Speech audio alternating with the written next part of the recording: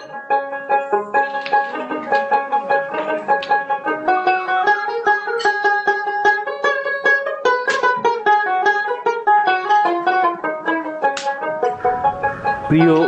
উচ্চ মাধ্যমিক স্তরের শিক্ষার্থীরা, আসসালামু আলাইকুম।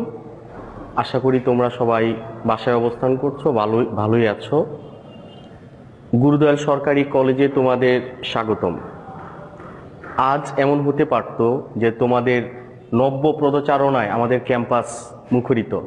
আমরা আমাদের পুরো কলেজ আমরা অপেক্ষা করি তোমাদের জন্য, বিশেষ করে আমাদের এইচএসসি বেসটার জন্য।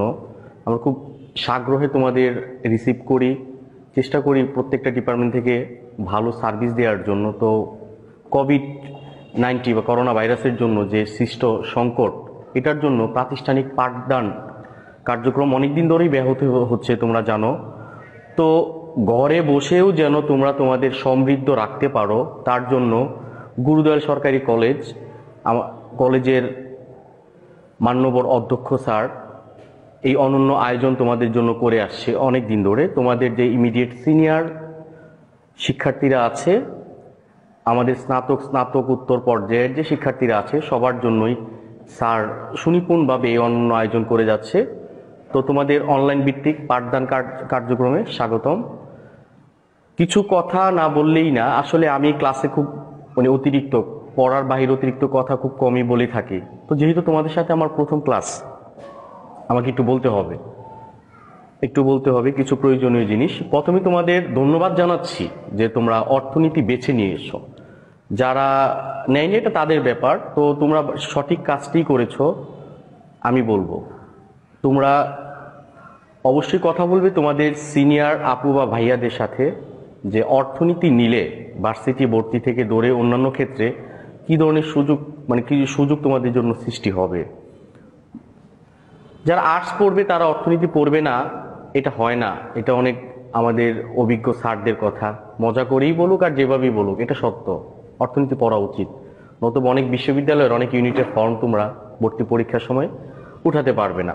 তো অর্থনীতি নেওয়ার জন্য তোমাদের ধন্যবাদ। আমরা প্রস্তুত, অর্থনীতি বিভাগ প্রস্তুত তোমাদের ভালো সার্ভিস দেওয়ার জন্য। আর ক্লাসের ব্যাপারে তো তোমরা ইতিমধ্যেই জেনেছো যে তোমাদের যে রুটিনটা পাবলিশ করা হয়েছে আমাদের কলেজের পক্ষ থেকে, ঠিক রুটিনের ওই সময়ে প্রতিদিন তোমাদের ক্লাসগুলো আপলোড দেওয়া হবে। তোমাদের কোনো যদি প্রশ্ন থাকে সেখানে কমেন্টের মাধ্যমে আমাদের কোশ্চেন থ্রো করবে, আমরা আনসার করার চেষ্টা করব। প্রতিটি ক্লাস মনোযোগ সহকারে পড়বে, কারণ বুঝতে হবে তোমরা যে এই সংকট একদিন কেটে যাবে, কিন্তু যদি এইরকম মনোভাব তোমরা পোষণ করো যে আরে এমন একটা টাইমে কলেজে ভর্তি হলাম, এখন তো আর ক্লাসই হয় না, আর আমি দিন কাটাই দিব, অসম্ভব। তোমাদের ঠিক ইমিডিয়েট যে বেচ, এখানে যারা মেধাবী, প্রচন্ড মেধাবী, অবশ্যই তারা প্লাস নিয়েই ভর্তি হয়েছে এবং এই এক বছরের মধ্যেই সিলেবাস শেষ করে ফেলেছে। আমি অনেকের সাথে আমার পরিচয় আছে, তাদের কাছ থেকে আমি দেখি। এবং পাশাপাশি তার একটা সময়, এই করোনাকালীন সময়, এই বন্ধের সময়টায় তারা ভার্সিটির জন্য প্রিপারেশন নিয়ে নিচ্ছে, অনেক দূর আগায় গেছে। ওদের সাথে এইরকম স্টুডেন্টদের সাথে ফাইট করে তোমাকে ভার্সিটিতে চান্স পেতে হবে একদিন। এখন তোমার জন্য দুটো রাস্তাই খোলা, তুমি ঘরে বসে থাকতে পারো, এলোমেলো সময় কাটাতে পারো, নতবা তুমি এটাকে একটা সুযোগ হিসাবে নিতে পারো, অনেক বেশি সময় পড়াশোনা করার। আচ্ছা, এটা ছিল আমার প্রারম্ভিক আলোচনা। আজ আমি তোমাদের সাথে যে সেশনটা করতে যাচ্ছি সেটা হলো অর্থনীতি দ্বিতীয় পত্র। আচ্ছা, আমি তোমাদের সাথে অর্থনীতি দ্বিতীয় পত্রের প্রথম অধ্যায়ের বাংলাদেশের অর্থনীতি পরিচয় এর উপর আমি একটি অনলাইন সেশন আজকে তোমাদের সাথে করব। একটু ছোট সেশন, চ্যাপ্টারটা অনেক বড়, ছোট সেশন। এটা আমি 3টা ভাগে ভাগ করেছি। প্রারম্ভিক আলোচনা, তারপর বিভিন্ন সংজ্ঞা, এই সংজ্ঞাগুলো, বিশেষ করে এই সংজ্ঞাগুলো আজকে তোমাদের জানতে হবে, শিখতে হবে। চেষ্টা করো যে এখানে শেখার জন্য, আমি চেষ্টা করি এখানে ক্লাসেই শেখানোর জন্য প্রয়োজনীয় তথ্য সংগ্রহ, বিশেষ করে অর্থনীতি দ্বিতীয় পত্রে তোমাদের অনেক ধরনের তথ্য তোমাদের জানতে হবে। আমি লিখে দিব, আজকে এখনই লিখে দিব।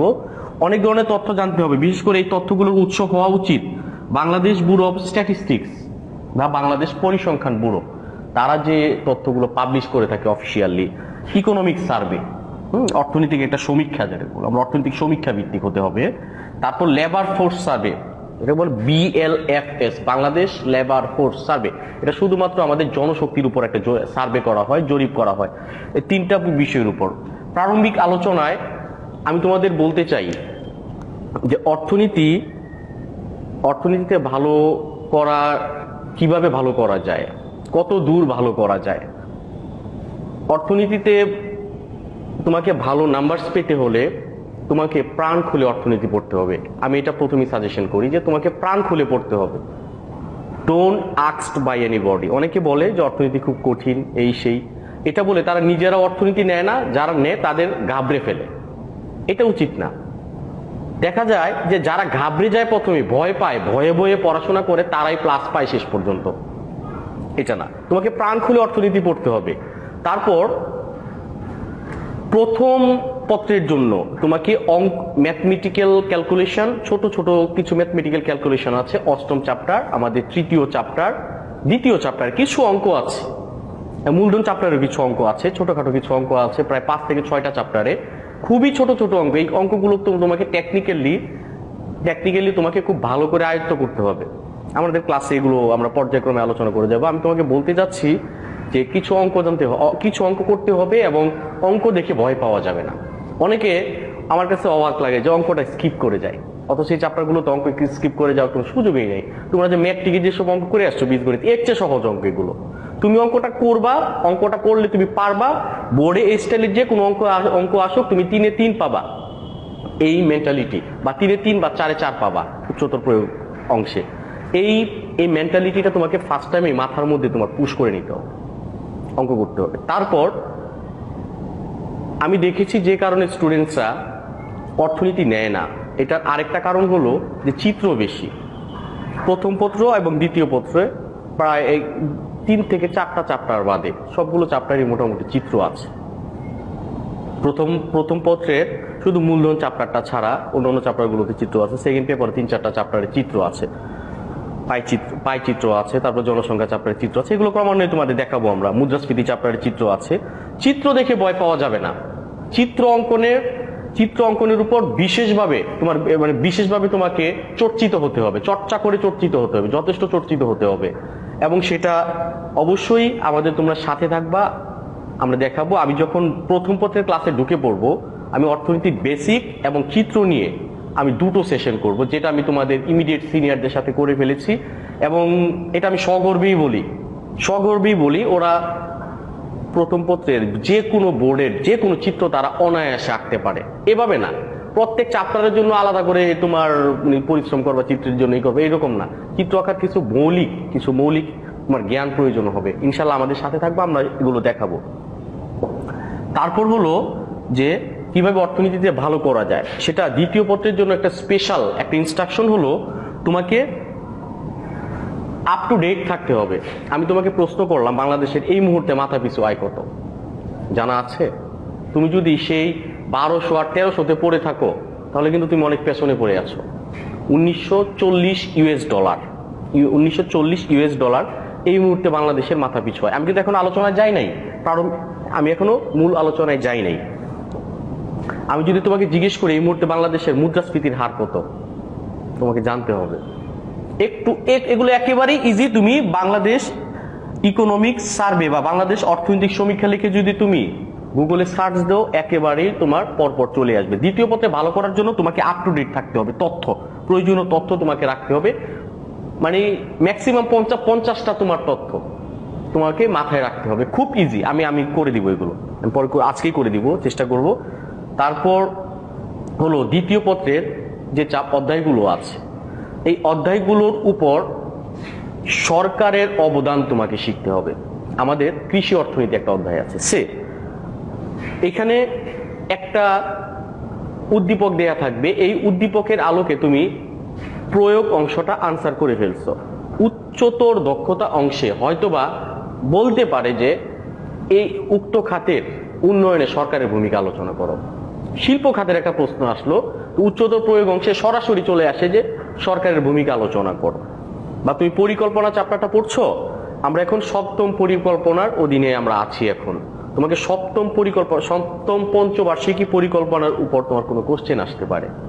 যে কোনো অধ্যায়, খাদ্য নিরাপত্তা আমাদের একটা অধ্যায় আছে, সেখানে খাদ্য নিরাপত্তা নিশ্চিতকরণে বর্তমান সরকারের ভূমিকা আলোচনা করো। তুমি চাইলে এগুলো পাওয়া সম্ভব, এগুলো নেটে সার্চ দিলেই হয়। তারপরেও যারা ইমিডিয়েটলি যারা যায় পরীক্ষায় বসে, আমি তাদের সুন্দর করে নোট করে আমি দিয়ে দিই, প্রতি বছর দিয়ে দিই, আগের কলেজ এবং এখানে। তো দ্বিতীয় পত্রেও তোমাকে মুখস্থ বিদ্যাই বেশি, মুখস্থ বিদ্যাটা ওখানে বেশি। তারপর তোমাকে তথ্য জানতে হবে, এবং যে অধ্যায়টা তুমি অধ্যয়ন করবা ওই অধ্যায়ের উপর সরকারের ভূমিকাটা স্পেশালি নোট করে রাখবে।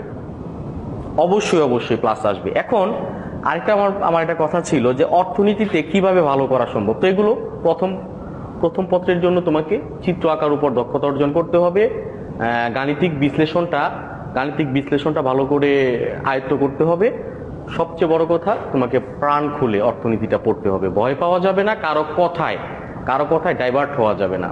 আমরা আছি, আমাদের যথেষ্ট সমৃদ্ধ ডিপার্টমেন্ট, অর্থনীতি ডিপার্টমেন্ট। আমরা তোমাদের সাথে আছে। বারবার ফোন করবা, বারবার জিজ্ঞেস করবা মেসেঞ্জারে, আমরা কখনোই রাগ করবো না, কোনো স্যার বা ম্যাডাম রাগ করবে না। তারপর আমার কথা ছিল যে কত দূর ভালো করা সম্ভব। আমি দেখেছি, আমি যখন আগে একটা কলেজে ছিলাম, শ্রীবর্তী সরকারি কলেজ, আমি একই ডায়লগ তোমাদের এর আগের বেচ দিচ্ছি। ডায়লগ আমার বারবার একটা দেওয়ার একটাই উদ্দেশ্য, একজন মানুষকে বোঝানোর জন্য হাজার হাজার উদাহরণ দরকার হয় না, অল্প কিছু উদাহরণ। আমার একজন স্টুডেন্ট রাসেল, ও 93 সেকেন্ড পেপারে, 94 ফার্স্ট পেপারে পেয়েছিল। দেখো বোর্ড পরীক্ষায় 93, 94, 91, 92 পেয়েছে। এরকম অনেকের সাথে আমার পরিচয় আছে। হ্যাঁ, আমরাই পড়াইছি। তারপর 80, 86, 85 এগুলো তো অ্যাভেলেবেল। প্লাস তো পাওয়া সম্ভব, মানে ওভার ফার্স্ট ক্লাস পাওয়া সম্ভব। অর্থনীতিতে ওভার ফার্স্ট ক্লাস পাওয়া সম্ভব। এটার জন্য তোমাকে কি করতে হবে? প্রথম কথাই হলো পড়াশোনা অনেক বেশি করতে হবে। এটার কোনো মাপ নাই, অনেক বেশি পড়াশোনা করতে হবে। তারপর এমসিকিউটা স্পেশালি তোমার আয়ত্ত করতে হবে। বহু নির্বাচনী কোশ্চেনগুলো বিশেষভাবে আয়ত্ত করতে হবে। তুমি যে অধ্যায় পড়বা ওই অধ্যায়ের বিগত বছরের বোর্ড প্রশ্নগুলো বিশেষভাবে আয়ত্ত করে ফেলবা। তুমি যদি 60টা এমসিকিউর মধ্যে 58, 59 বা 60টাই কারেক্ট করে ফেলো, তখন কিন্তু তোমার ওইখানে 70-এ তোমার 50 পাইলেই রিটেনে তোমার এনাফ, তোমার প্লাস টিকে যাবে। 70-এ 60, 65 অ্যাভেলেবেল পায়। 50 তো ভালো লিখলেই পাওয়া যায়। 3.75 আমার একটা স্টুডেন্ট ছিল, মনি, ওই আগের কলেজে। ও 3.8 সামথিং পেয়েছিল ইন্টারমিডিয়েট, কিন্তু ইকোনমিক্সে তার প্লাস ছিল। তো ওরা গোছানো পড়াশোনা করেছে, এমসিকিউ সব একটা দুটা ছাড়া সবগুলো এমসিকিউ হয়েছিল। তো মূল আলোচনায় চলে যাব। এটাই ছিল প্রাথমিক আলোচনা, আর 5 মিনিটের মতো আমি ক্লাসটা নিব, তোমরা একটু মনোযোগী হও। প্রিয় শিক্ষার্থীরা, আমি প্রথম অধ্যায় নিয়ে কথা বলছিলাম। দ্বিতীয় পত্রের প্রথম অধ্যায়ের নাম ছিল বাংলাদেশের অর্থনীতি পরিচয়। অর্থনীতির না, বাংলাদেশের অর্থনীতি পরিচয়। ওকে, এখানে কিছু গুরুত্বপূর্ণ কিছু সংজ্ঞা আছে। সংজ্ঞাগুলো একটু তোমাদের জানা উচিত। এক এক বইয়ে এক এক টাইপের লেখা লেখে, তো আমার থট থেকে আমি যেভাবে ভালো মনে করি সংজ্ঞাগুলো আমি তোমাদের সেভাবে বলছি। প্রথম হলো উন্নত দেশ কাকে বলে, তারপর অনুন্নত দেশ কাকে বলে, উন্নয়নশীল দেশ কাকে বলে, পরিবেশ কাকে বলে, অর্থনৈতিক অবকাঠামো কাকে বলে, গ্রামীণ খাত কাকে বলে, আমাদের সর্বশেষ শিখতে হবে অর্থনৈতিক কাঠামো কাকে বলে। আমি একটু আগে এগুলো লিখে নিয়েছি, যেহেতু এখানে রেস্ট্রিকশন দেওয়া আছে সময়ের, একটা নির্দিষ্ট সময়ের মধ্যে শেষ করতে হয়। আমি বলে দিই, উন্নত দেশ কাকে বলে অনেক ধরনের সংজ্ঞা আছে।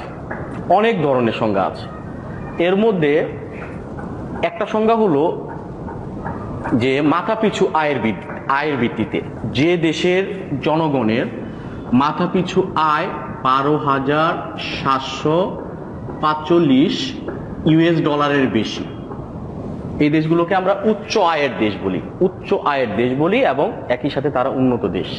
এটা হলো সাধারণ সেন্সে। তো আবার যখন আমরা সম্পূর্ণ সংজ্ঞায় আসি, উন্নত দেশ হলো সেই ধরনের দেশ যাদের জাতীয় আয় এবং মাথা পিছু আয় সর্বোচ্চ এবং ওই দেশের জনগণের মৌলিক চাহিদা সহ অন্যান্য প্রয়োজন মেটাতে তাদের কোনো হিমশিম খেতে হয় না, সেই সমস্ত দেশকে আমরা বলছি উন্নত দেশ।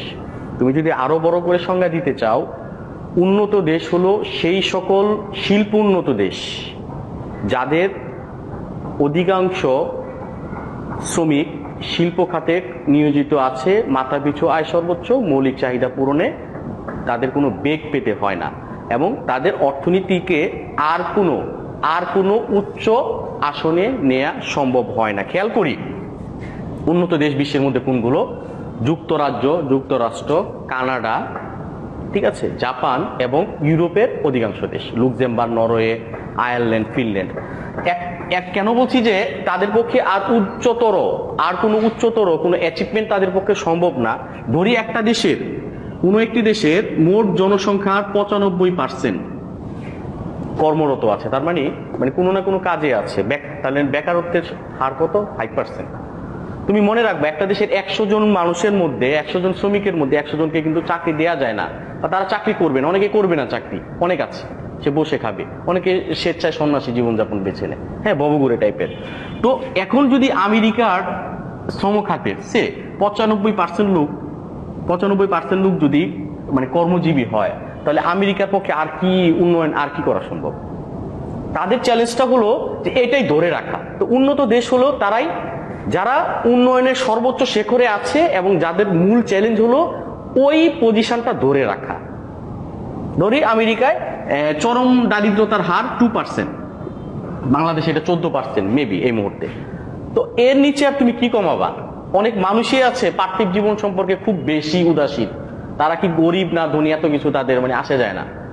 তুমি চাইলে 100% এটা করতে পারবা না হয়তো, কিন্তু যদি এইটাই হয় যে মাত্র চরম দারিদ্রতার হার 2%, আর কি অর্জন করার আছে? আর তো তারা উন্নয়নের চরম শিখরে আছে, তাদের দেশের মানুষের একদম সবচেয়ে বড় অংশটাই মৌলিক চাহিদা একদম অ্যাভেলেবেল ভাবে পূরণ করতে পারছে। অনুন্নত দেশ বলা হয়ে থাকে এটা বিশ্বব্যাংকের সংজ্ঞা অনুযায়ী যে যেসব দেশের মানুষের মাথাপিছু আয় এই $1045 নিচে বা মধ্যে, এবং ওই দেশের মানুষের অর্থের অভাবে তারা মৌলিক চাহিদা সহ অন্যান্য প্রয়োজন মেটাতে পারে না, প্রাকৃতিক সম্পদের যথেষ্ট ব্যবহার হয় না, এগুলো এই সংখ্যাগুলো একটু বড়, বেসিক কিন্তু ওইটাই। এগুলোকে বলছি আমরা অনুন্নত দেশ, যেমন মোজাম্বিক হতে পারে, সোমালিয়া, এরকম অনেক আফ্রিকার অধিকাংশ দেশগুলোকে আমরা এই উদাহরণে টানি। তোমাদের জন্য সবচেয়ে ইম্পর্টেন্ট উন্নয়নশীল দেশ এই দেখি যে 1045 থেকে 12,745। ওকে, এই যে এই রেঞ্জের মধ্যে যে দেশগুলো আছে এদের আমরা বলি মধ্যম আয়ের দেশ। তো এই রেঞ্জটা কিন্তু অনেক বড়, এই রেঞ্জটা অনেক বড় হওয়াতে এটাকে কিন্তু আবার দুটা ভাগে আমরা ভাগ করছি। 4126 যেসব দেশের মাথা পিছু আয় $1045 উপরে কিন্তু 4126 মধ্যে, এদের বলি নিম্ন মধ্যম আয়ের দেশ। আবার এখান থেকে এই যে পর্যন্ত 4126 থেকে 12,745 পর্যন্ত যেসব দেশের জনগণের মাথা পিছু আয় তাদের বলি কি উচ্চ মধ্য আয়ের দেশ। বাংলাদেশ নিম্ন মধ্য আয়ের দেশ, আমরা একটু পরে এটা প্রমাণ করে দেখাবো। তো উন্নয়নশীল দেশ হলো সেই সকল দেশ যারা বিভিন্ন ধরনের অর্থনৈতিক উন্নয়ন পরিকল্পনা ইতিমধ্যে গ্রহণ করছে, যথেষ্ট উন্নতির দিকে ধাবিত হচ্ছে এবং আরো উন্নয়নের সুযোগ আছে, উন্নত হচ্ছে, আরো উন্নয়নের সুযোগ আছে। এই সমস্ত দেশকে একটা দেশের কর্মজীবী মানুষের সংখ্যা 75%, তার পক্ষে সুযোগ আছে এই যে 95% এর দিকে ধাবিত হওয়ার। তার হচ্ছেও সে, এই ধরনের দেশকে আমরা বলছি উন্নত দেশ, উন্নয়নশীল দেশ। তার ইকোনমিক্সটা একটা ডাইনামিক ইকোনমিক্স, প্রচন্ড বেগে উপরের দিকে উঠছে এবং উপরে উঠার আর সুযোগ আছে। এখন 100 জন লোকে চাকরি পেয়ে গেছে, এটা কিন্তু আর উন্নত হওয়ার সুযোগ আছে, এই কথাটা এখানে তুমি বলতে পারবা না। উন্নয়নশীল দেশ তারাই যারা উন্নত হচ্ছে, আর উন্নত হওয়ার সুযোগ আছে। পরিবেশ আনতে হইলে আলোচনায় তোমাদের বোর্ড প্রশ্ন, এগুলো সব বোর্ড প্রশ্ন। পরিবেশ আমাদের চারপাশে মানুষের সৃষ্ট এবং প্রাকৃতিক বিভিন্ন উপাদানগুলো নিয়ে একটা গঠিত অবস্থাকে আমরা পরিবেশ বলে, এগুলো পড়াতে যাচ্ছি না, এগুলো তোমরা জানো। হ্যাঁ, এই পরিবেশের মধ্যে একটা হলো প্রাকৃতিক পরিবেশ, কেবলমাত্র কি প্রাকৃতিক ভাবে সৃষ্ট বা মানুষের সৃষ্ট নয় এমন কোন উপাদান নিয়ে যে পরিবেশ গঠিত তাকে প্রাকৃতিক পরিবেশ বলে, যেমন কি নদী নালা খাল বিল পাহাড় পর্বত জঙ্গল এগুলো নিয়ে আর কি যে পরিবেশ। পড়লাম, এটা বোর্ডে আসা প্রশ্ন। অর্থনৈতিক অবকাঠামো, অর্থনৈতিক অবকাঠামো কাকে বলে? খেয়াল করো, যে সকল উপাদান একটা দেশের অর্থনৈতিক উন্নয়নের পূর্ব শর্ত হিসাবে বা আবশ্যক উপাদান হিসাবে কাজ করে তাকে বলে বা তাদের সমন্বিত রূপকে বলে অর্থনৈতিক অবকাঠামো।